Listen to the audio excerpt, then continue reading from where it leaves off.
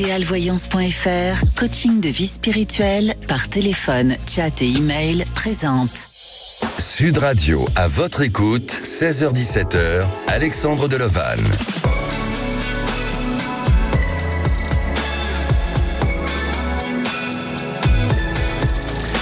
Bonjour à tous, ravi de commencer cette semaine avec vous tous et d'être tous les jours à votre écoute jusqu'à 17h. Alors, avez-vous passé un bon week-end? Vous est-il déjà arrivé de voir des heures miroirs? Sûrement, puisque ça nous arrive à tous.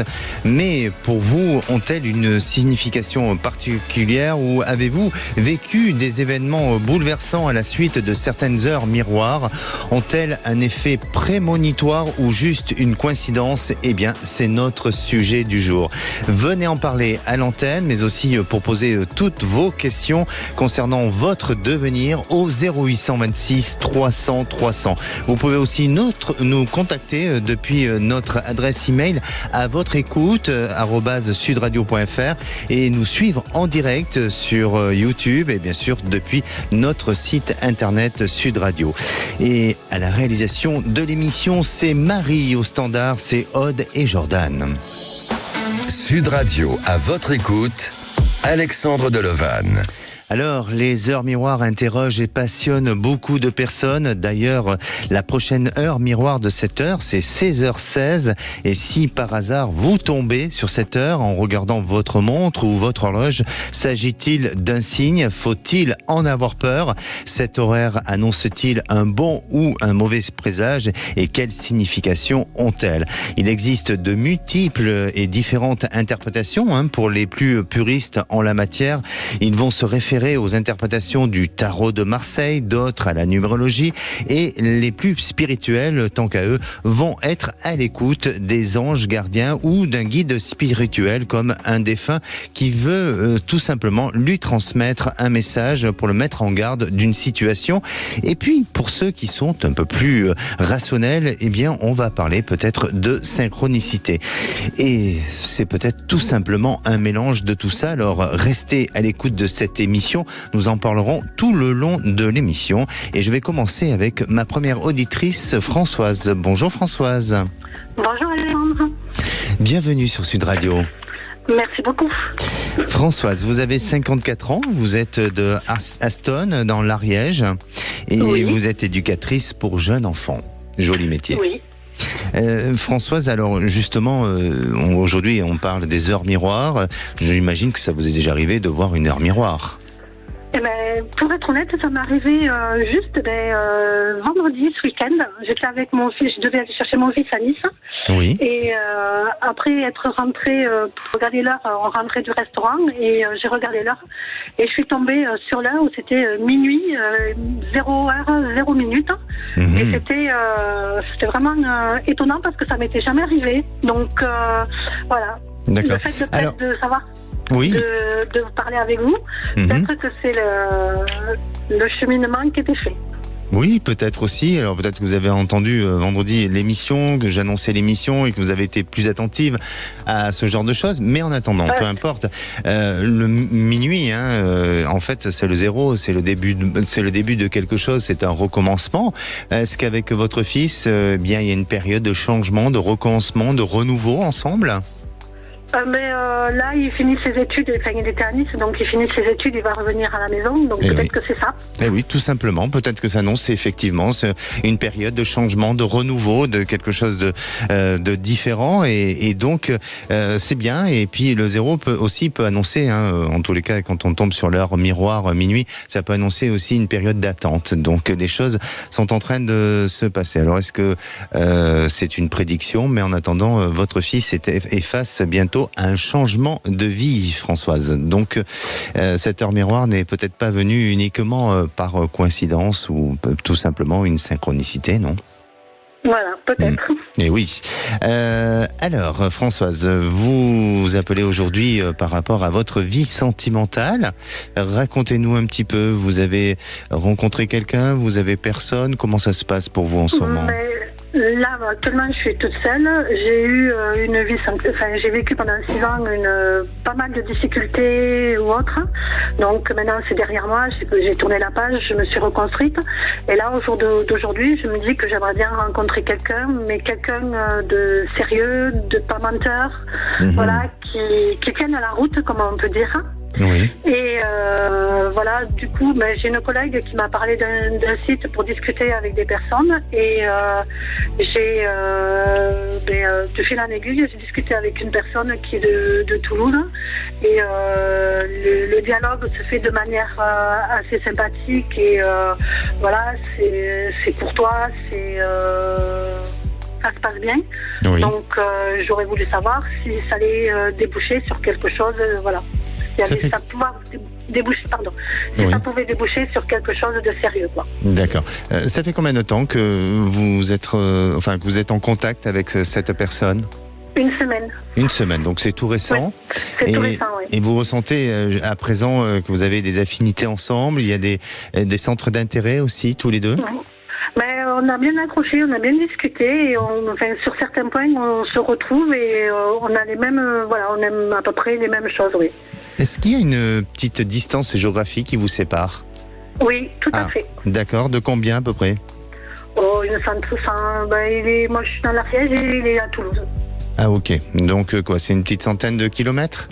Voilà, à peu près, oui, tout à fait. Effectivement, pour moi, il y a cette distance géographique qui en soi n'est peut-être pas forcément une difficulté pour pouvoir vous rencontrer et pour pouvoir aussi vivre une histoire. Prenez ce temps nécessaire parce que je sens que cet homme m'apparaît comme quelqu'un de sérieux, comme quelqu'un qui a une véritable envie d'engagement et non pas d'aller d'histoire en histoire. Donc après, bien sûr qu'il faut que les caractères soient compatibles pour pouvoir annoncer l'avenir et pour pouvoir aussi vivre quelque chose de durable dans le temps. Mais j'ai vraiment ce sentiment et l'impression que ça peut se poursuivre. Je ne veux pas vous laisser de faux espoirs. Et vraiment, à vous de le découvrir au fil du temps, à vous de prendre ce temps nécessaire. Et j'insiste bien sur cette notion de temps et de ne pas précipiter les choses parce que c'est ce temps-là qui va vous permettre d'annoncer ou de pouvoir vivre les choses avec beaucoup plus de certitude et de confiance sur l'avenir. Et puis, je reviens peut-être avec cette heure miroir de minuit. Est-ce que on n'est pas en train de vous annoncer justement un changement dans votre vie, un renouveau, quelque chose qui redémarre dans votre existence et notamment vis-à-vis de cette histoire?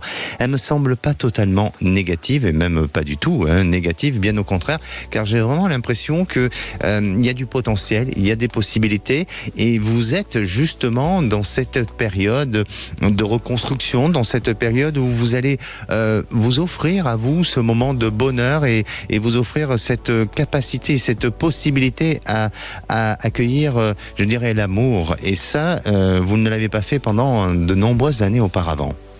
Tout à fait, oui. Tout à fait, oui. Ça fait combien de temps que vous êtes seul ? 6 ans. Ah oui. Donc effectivement, vous êtes célibataire depuis un moment et là, vous profitez-en de cette période de célibataire parce que ça va pas durer longtemps. Je vous sens au courant de cette année 2024 à nouveau pouvoir reconstruire votre vie affective et sentimentale. D'accord. N'hésitez pas à nous tenir au courant, Françoise. Il n'y a pas de souci, je vous tiendrai au courant, il n'y a pas de problème. Avec grand plaisir. Merci, prenez soin de vous. Je vous remercie beaucoup. Merci. Et bonne fin de journée. Merci, au revoir. Allez, on se retrouve dans quelques minutes avec Abigail. Elle a suivi une formation de psychologie dans le travail afin d'établir des bilans de compétences. Cependant, son activité n'est pas à la hauteur de ce qu'elle pouvait espérer. Alors, va-t-elle poursuivre ou devoir se réorienter ? On en parle dans quelques minutes, le temps d'une pause. Sud Radio, votre attention est notre plus belle récompense. Sud Radio, à votre écoute, 16h-17h, Alexandre Delevanne. Et de retour sur Sud Radio, merci d'être à l'écoute de cette émission au programme Les Heures Miroirs. Alors, vous arrive-t-il souvent de voir des heures miroirs et pour vous, quelle est la signification d'une heure miroir? Eh bien, venez en parler à l'antenne. Je suis à votre écoute au 0826 300 300. Vous pouvez aussi réagir sur le groupe À votre écoute sur Facebook. Et si à présent, on parlait du saviez-vous, le saviez-vous que cette croyance crée des superstitions qui amusent les ados et donnent lieu aussi à de drôles rituels en classe, comme par exemple le 14h14. Eh bien, à cet horaire-là, il faut se toucher son nez et à chaque heure de cours, le rituel est le même. Et si on pose la question à un ado, à quoi cela sert? Eh bien, il vous répondra à rien, c'est juste drôle et l'occasion de faire aussi un vœu.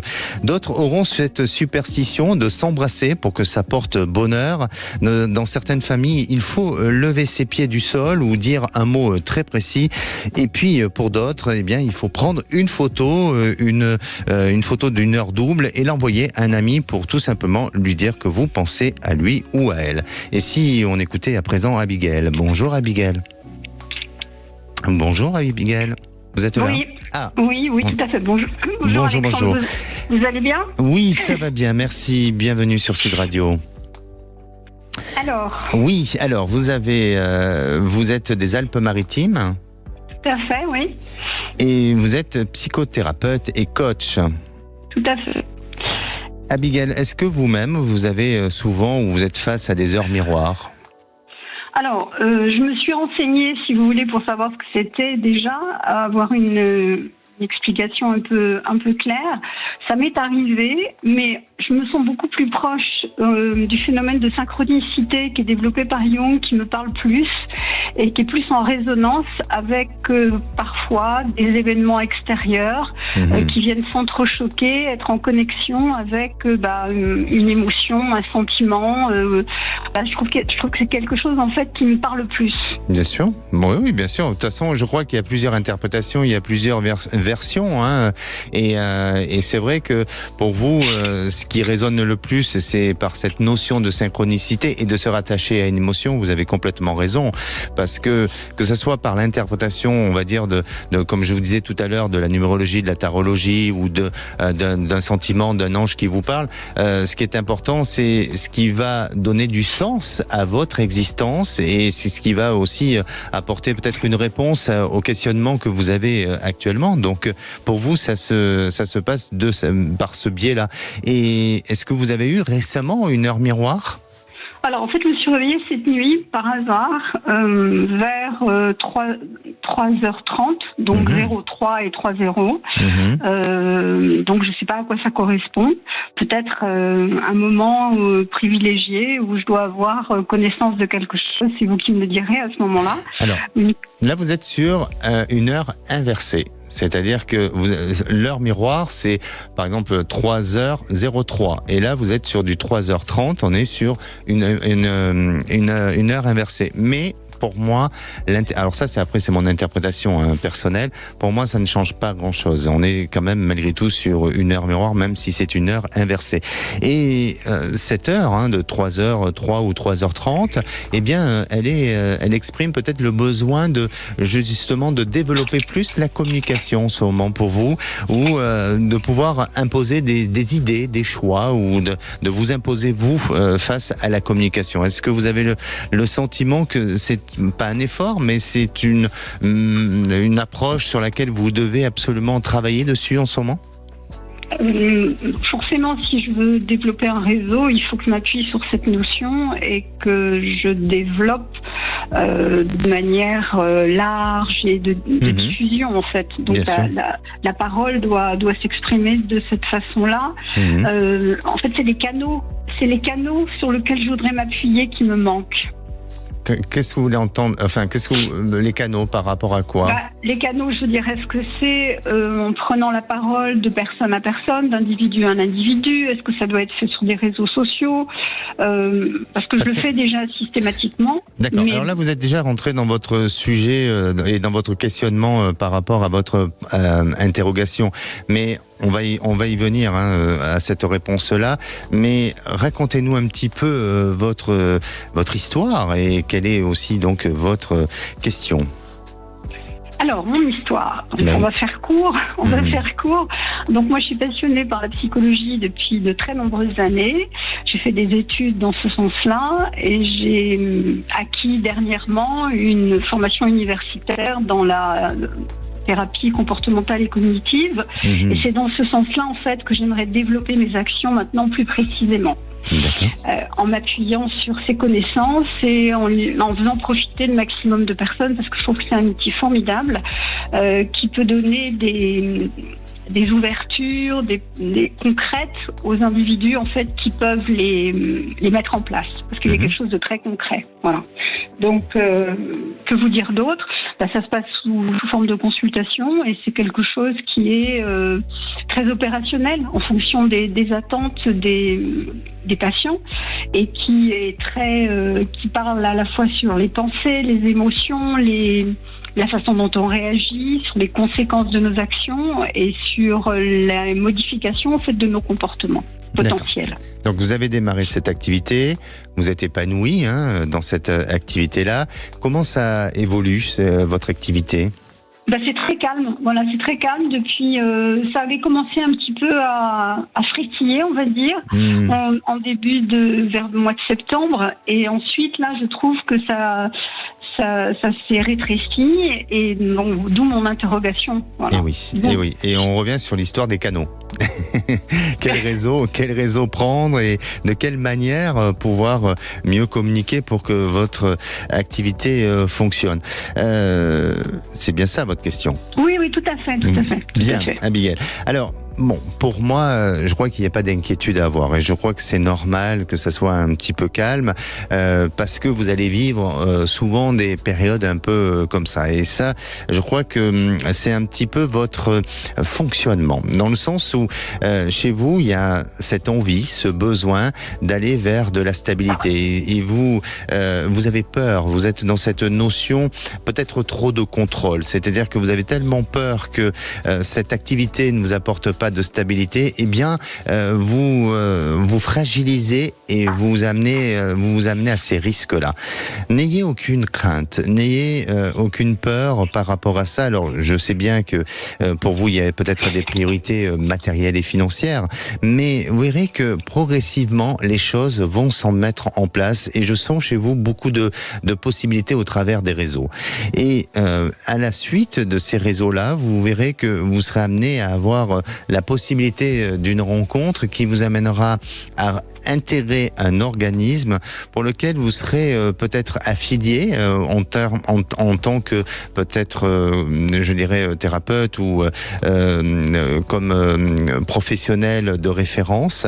Et à partir de là, ça vous permettra de pouvoir développer une autre clientèle. Et puis, il y aura aussi votre clientèle qui sera venue par votre propre réseau. Donc, chez moi, il y a plusieurs aspects qui semblent apparaître. Il y a l'aspect, je dirais, de la partie professionnelle, entreprise, et puis il y a aussi un aspect d'un côté plus personnel. Et vous verrez que là, les choses vont progressivement se mettre en place et l'activité ne manquera pas à ce moment-là et à cette période-là. Mais vous allez me dire, oui, mais quand ? Et oui. Alors, Abigail, pour moi, il faut patienter encore un petit peu. Je sais que ça va vous paraître long, ce que je vais vous dire, mais c'est une période d'1 an avant de trouver une véritable stabilité. Mais vous y arrivez. Vous avancez progressivement et ne lâchez pas parce que c'est quelque chose qui vous passionne. C'est peut-être même une vocation pour vous.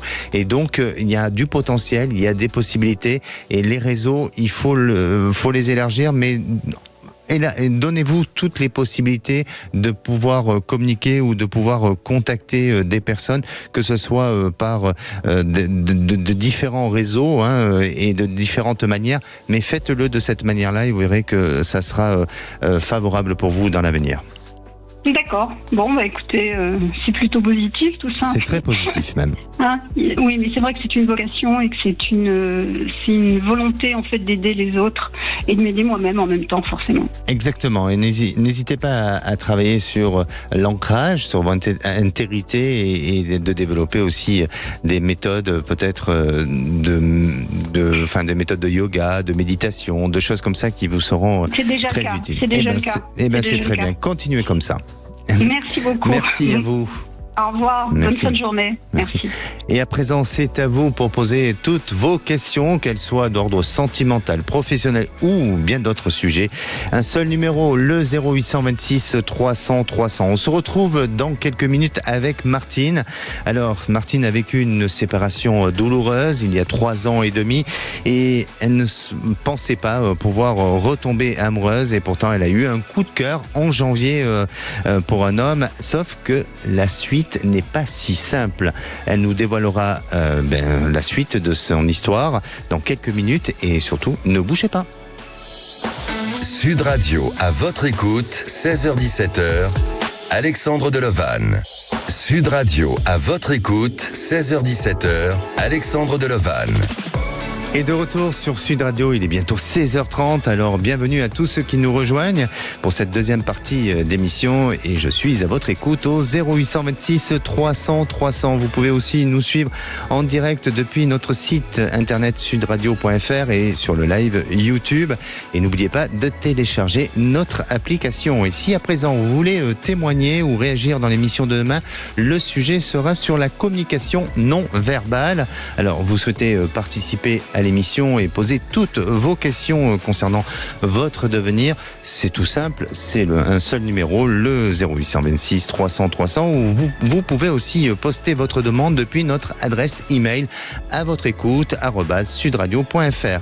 Et avant de retrouver Martine, je reviens sur notre sujet du jour concernant les heures miroirs. Vous savez qu'elles sont souvent associées à différentes significations comme la synchronicité, on en a parlé avec notre précédente auditrice Abigail, ou aussi à des coïncidences significatives. Cela peut être interprété comme un message ou un rappel de quelque chose que vous devez faire ou à quoi vous devez tout simplement prêter attention. Mais aussi de réflexion sur soi-même ou sur sa vie. Elles peuvent vous rappeler de prendre du recul et de regarder votre vie sous un autre angle. Et on pourra parler d'équilibre ou d'harmonie dans votre vie, en vous indiquant que vous êtes sur la bonne voie et que tout est en ordre dans votre vie. Elles peuvent être vues comme un signe d'union ou de réunion avec quelqu'un ou quelque chose qui est important pour vous. Et pour finir, aussi, ça peut signifier le changement ou la transformation comme une invitation à sortir de votre zone de confort et à explorer tout simplement de nouvelles possibilités. Et j'accueille Martine. Bonjour Martine. Bonjour Alexandre, bonjour tout le monde. Bienvenue sur Sud Radio. Merci, merci. Martine, vous avez 43 ans et vous êtes de Perpignan. C'est ça. Et vous êtes employée polyvalente. C'est ça, tout à fait. Alors Martine, vous avez eu une séparation douloureuse il y a 3 ans et demi. Et vous avez perdu un peu espoir à la possibilité de rencontrer à nouveau quelqu'un. Et vous avez rencontré quelqu'un en janvier. C'est ça, oui. Je suis tombée sous le charme d'un homme et par un heureux hasard, j'ai appris que lui aussi était attiré par moi. Donc, banco, on s'est mis ensemble et on a démarré notre relation à notre rythme. Lui avait une situation familiale un peu compliquée, une séparation récente avec un enfant, mais j'ai accepté la situation sans aucun jugement. Oui.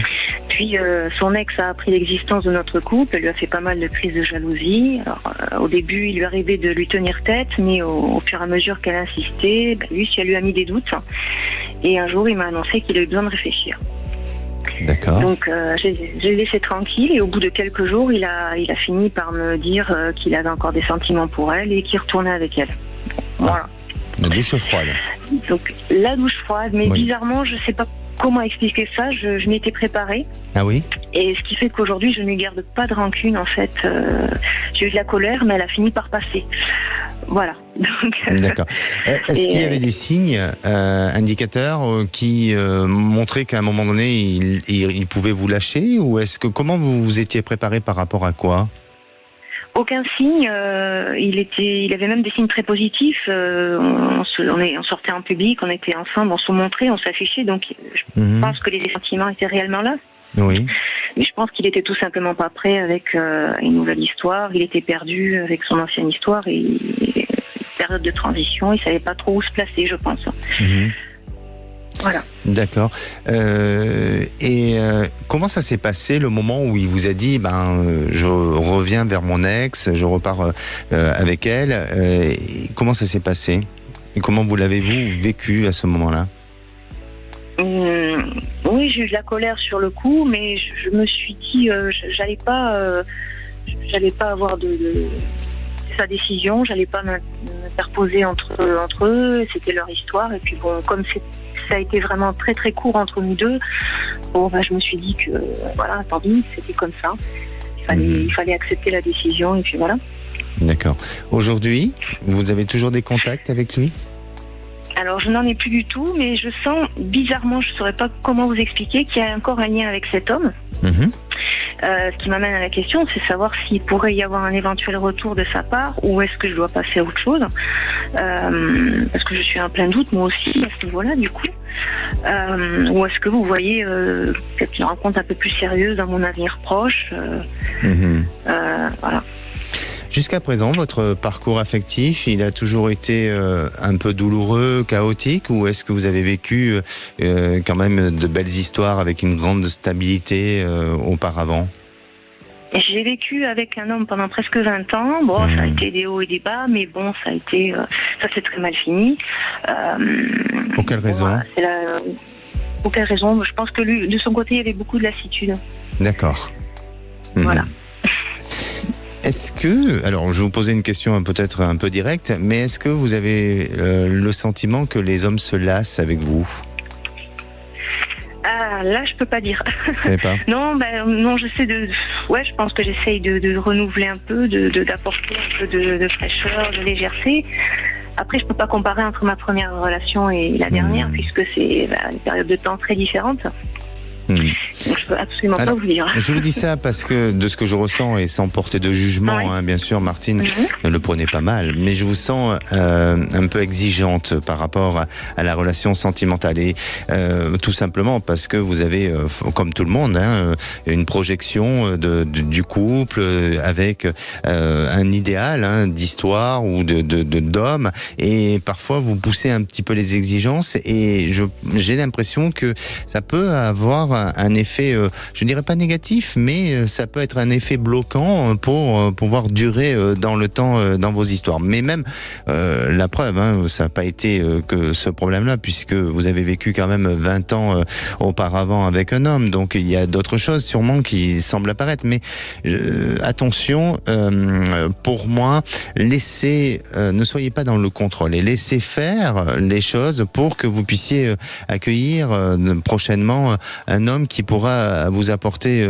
une autre légèreté, une autre fluidité dans votre vie sentimentale. Alors, en ce qui concerne cet homme, quand vous dites que vous avez ce pressentiment, parce que je vous sens quand même très intuitive aussi, c'est ça, il n'y a pas de doute, il y a une possibilité, est-ce qu'effectivement il puisse vous recontacter? Mais on dirait qu'à chaque fois, c'est un rendez-vous un peu manqué, où il n'y a pas de grande possibilité à ce que cette histoire ensemble et avec lui puisse vraiment se construire vers une véritable stabilité et vers un véritable engagement comme il a été prévu auparavant. Alors, il faut peut-être justement prendre du recul et être comme vous l'avez été avec lui dans cette notion d'être préparé à ce qui est un prochain retour, mais pas forcément à ce qu'on puisse attendre à une nouvelle réalisation de vie sentimentale, mais tout simplement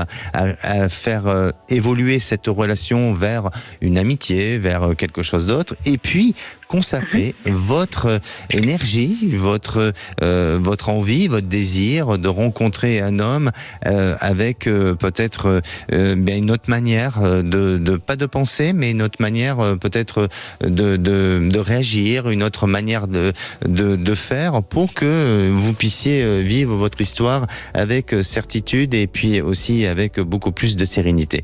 Et pour moi, vous allez faire une rencontre avec une personne où il y aura des centres d'intérêt commun et notamment tout ce qui touche au loisir et au sport. Alors je ne sais pas, vous avez vous-même des activités sportives ? Pas trop, non. Non. D'accord. Ça m'étonne, mais bon. Bon, mais pourquoi pas, pourquoi pas. Pourquoi pas. Voilà, exactement. Quand je parle d'activité de sportive, c'est peut-être tout simplement du loisir, qui n'est pas forcément trop sportive. mais en attendant, il y a quelque chose comme ça qui s'annonce pour vous. Et c'est cette année. Cette année, vous êtes dans une belle réalisation. On dirait même que cette année, il y a chez vous ce besoin d'évasion. Il y a ce besoin d'envie de voyager ou d'explorer d'autres endroits, d'autres lieux sur lesquels vous n'avez pas été jusqu'à présent, de donner un peu, je dirais, une autre couleur à votre quotidien. Et vous verrez que à partir de là, il y aura cette possibilité et cette rencontre qui va se mettre en place ou qui va se faire. Et voilà, les choses vont évoluer tranquillement et doucement, et vous serez loin de votre passé. Bon, c'est bon signe alors. Oui, c'est bon signe. Ouais, très bien. Bon, écoutez, je vous remercie beaucoup. Merci à vous. Je tiens aussi à remercier l'équipe qui était vraiment super accueillante. Voilà. Merci. Merci, je suis persuadé qu'ils vous remercient aussi, et effectivement, ils sont adorables. Prenez soin de vous. Oui. Merci beaucoup, bon après-midi, au revoir. Et avant de retrouver notre prochaine auditrice Marilyn, je vais vous donner les interprétations des heures miroirs. Alors vous savez que si vous voyez cette heure minuit, comme je l'ai évoqué précédemment avec notre première auditrice, eh bien ça évoque le début ou le commencement d'un nouveau départ à zéro, mais aussi le sacrifice et l'attente. Si vous avez 10h10 ou 19h19, eh bien ça peut signifier que vous ne devez plus avoir peur d'être seul, mais aussi de voler de vos propres ailes. Si vous voyez 2h02 ou 11h11 ou 20h20, eh bien ça signifie que vous devez améliorer vos relations, qu'elles soient amicales, amoureuses, intimes ou professionnelles. Si vous voyez 3h03, 12h12 ou 21h21, eh bien vous devez améliorer votre manière de vous exprimer, un besoin aussi de s'imposer dans les choix ou dans les idées.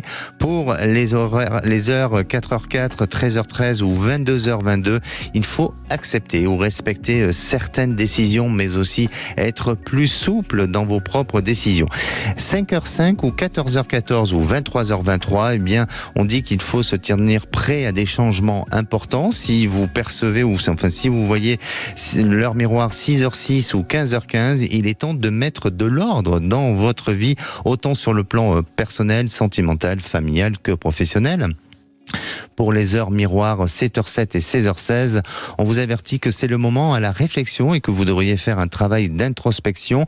Et puis, pour les horaires 8h08 ou 17h17, ces heures miroirs évoquent le courage, la réussite et le pouvoir. Et pour finir, l'heure miroir 9h09 ou 18h18, c'est l'altruisme, la générosité et la compassion envers les autres. Et si vous, à présent, vous souhaitez témoigner ou réagir, n'hésitez pas à le faire sur le groupe À votre écoute sur Facebook. Et la parole est à Marilyn. Bonjour Marilyn. Oui, bonjour. Bienvenue sur Sud Radio. Merci beaucoup. Marilyn, vous avez 62 ans et vous êtes de la Gironde. Oui. Et vous travaillez auprès des personnes âgées. Oui. Bien, et vous nous appelez aujourd'hui pour votre fille. Oui. Racontez-nous un petit peu. Ma fille attend un bébé. Oui. Elle va sur son 4e mois, voilà. Mais par contre, elle ne s'entend pas avec son compagnon. On ne sait même pas s'il veut cet enfant. Donc voilà, je m'interroge sur l'avenir de cette petite famille qui s'agrandit, quoi. D'accord. Comment ça, on ne sait pas s'il veut de cet enfant ça a été un enfant voulu, non ? Oui, mais un peu trop rapidement. Parce que c'est suite à l'arrêt d'un traitement, et puis le bébé est arrivé, quoi. D'accord. Donc voilà. Mais au départ, tous les deux, ils ont décidé d'avoir un enfant en commun. Oui. Bon, mais c'était voulu quand même. C'était voulu, mais quand la question est posée au papa, est-ce que cet enfant tu le veux, parce qu'il y a beaucoup de disputes, mais lui il retourne la question auprès de ma fille, donc il veut la faire culpabiliser. Voilà, et c'est pour beaucoup de choses. Et ça s'est dégradé vers la fin du 3e mois de grossesse. Dites-moi, c'était trop tard. Il a quel âge cet homme? Je crois qu'il est de l'âge de ma fille, 35 ans. Parce que de ce que je ressens, c'est un petit souci de maturité chez lui, pour agir de cette manière-là. Au-delà de peut-être d'autres choses, mais il y a déjà un petit souci de maturité par rapport à ça. Il a eu une vie, une éducation stable, avec des parents avec qui il y a eu une véritable un amour dans sa famille et une transmission d'une bonne éducation. Je pense, parce que c'est quelqu'un qui n'est pas français. D'accord. Et donc, vu son éducation, c'est quand même assez strict. Et ils ont leur religion et tout, quoi. Et c'est d'après ce que j'entends parler quand je parle avec lui, c'est quelqu'un qui est intéressant, qui est Mais d'un seul coup, tout s'est dégradé, voilà. Bon, oui. Donc ça veut dire qu'aujourd'hui leur histoire est un peu pas douteuse, mais on remet en question l'avenir du couple, c'est ça? Et oui, c'est ça. Et quelle est votre question? Quel est l'avenir maintenant de ce couple, quoi? Parce qu'il y a le bébé qui est là, et c'est quand même inquiétant, quoi. Et bien puis sûr. Ma fille ne vit pas sa grossesse dans la joie et la bonne humeur, quoi, comme on dit. Bien sûr, et dans une certaine forme de sérénité aussi. Oui, voilà, aussi, quoi. Oui, alors, moi, de ce que je ressens, c'est que, et souvent ça peut arriver, malheureusement, je dis bien malheureusement, c'est que face à l'arrivée de cet enfant, eh bien, ça le met dans une réalité d'engagement, de prise de conscience, d'être papa, et je pense que ça lui fait peur. Ça lui fait peur, et je sens réellement un souci de maturité chez lui, et la peur de l'engagement, la peur d'avoir ce titre de papa, et il est plutôt dans une fuite aujourd'hui, et c'est ce qui risque d'être compliqué pour votre fille, bien entendu. Alors, il faut peut-être se faire accompagner, et je crois que à ce moment-là, il faut peut-être sensibiliser votre fille et votre gendre à ce que tous les deux ils aillent se faire accompagner pour que le couple puisse se rapprocher, se créer une véritable alliance au lieu de se déchirer et de se séparer pour éviter que votre fille se retrouve à faire cet enfant seul, vous voyez, ou en tous les cas à vivre la fin de sa grossesse un peu seul, parce que je crois qu'il y a des sentiments entre eux, mais à la fois il y a des incompréhensions, il y a des problèmes de maturité, il y a des peurs d'engagement, ça le renvoie à plein de choses, et à la fois peut-être ça le renvoie tout simplement à une fuite. Oui, moi je pense, parce que il ne veut pas assumer, quoi. C'est pas dans sa culture. Il a une culture différente de la nôtre, donc voilà. Et oui, c'est pour ça, tout à l'heure je parlais au niveau de l'éducation et tout ça, et bien sûr ça doit être culturel, il y a quelque chose, mais il y a de l'espoir, il y a des possibilités à ce que le couple puisse être aidé et sauvé, mais il faut vraiment peut-être mettre en place un dispositif d'accompagnement pour justement que lui prenne conscience et qu'il n'ait plus peur de cet engagement-là et d'assumer cette responsabilité de papa. Je crois qu'il y a un problème qui est beaucoup plus profond que de ce qu'on peut se reprocher du quotidien, du caractère des uns et des autres. Donc, il faut vraiment les sensibiliser pour en sortir. Et il y a de l'espoir.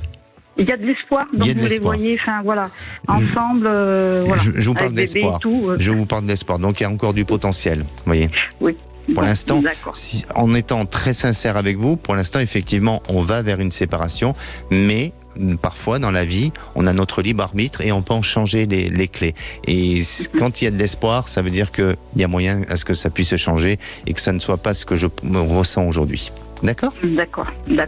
Bon. Merci. Voilà. Tenez-nous au courant. On va vous suivre.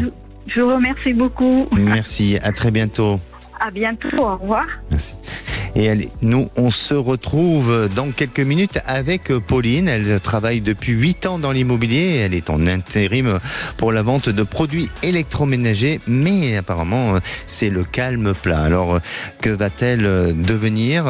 Vous aurez la réponse dans quelques minutes. Et puis, n'hésitez pas à appeler le 0826 300 300. Je vous attends. Sud Radio, à votre écoute, Alexandre Delevanne. Sud Radio, à votre écoute, 16h-17h, Alexandre Delevanne. Et de retour sur Sud Radio pour cette dernière partie avant de retrouver les vraies voix présentées par Cécile de Minibus et Philippe David. Il vous reste encore quelques minutes pour passer à l'antenne et dans l'émission À votre écoute. Et la parole est à Pauline. Bonjour Pauline. Bonjour Alexandre, merci de me permettre de passer à l'antenne. Et merci à vous d'être fidèle à l'antenne de Sud Radio. Et surtout, aujourd'hui, c'est un jour exceptionnel pour vous. Et oui. Oui, en effet. Et pourquoi ? Parce que c'est mon anniversaire. Et voilà. Donc, c'est un beau cadeau que vous me faites. Et voilà. Alors, Pauline, toute l'équipe de Sud Radio vous souhaite un joyeux anniversaire et plein de bonnes choses et de bons vœux pour vous, pour cette nouvelle année. Vous allez faire quel âge ? Je fais du coup 52. 52, d'accord. Et est-ce que vous avez une résolution pour cette nouvelle année ? Alors plutôt réussir ma vie professionnelle, en fait. C'est une façon de dire, parce que c'est vrai que je suis passionnée par ce que je fais. Je suis dans l'immobilier en tant qu'indépendante, conseillère indépendante depuis plusieurs années. Donc c'est un métier qui me nourrit énormément, qui m'épanouit. Voilà. L'année dernière, j'ai été accidentée, donc arrêtée, et en plus de la conjoncture, du coup, ça a été une année très compliquée pour moi. Et cette année, ça c'est pas encore.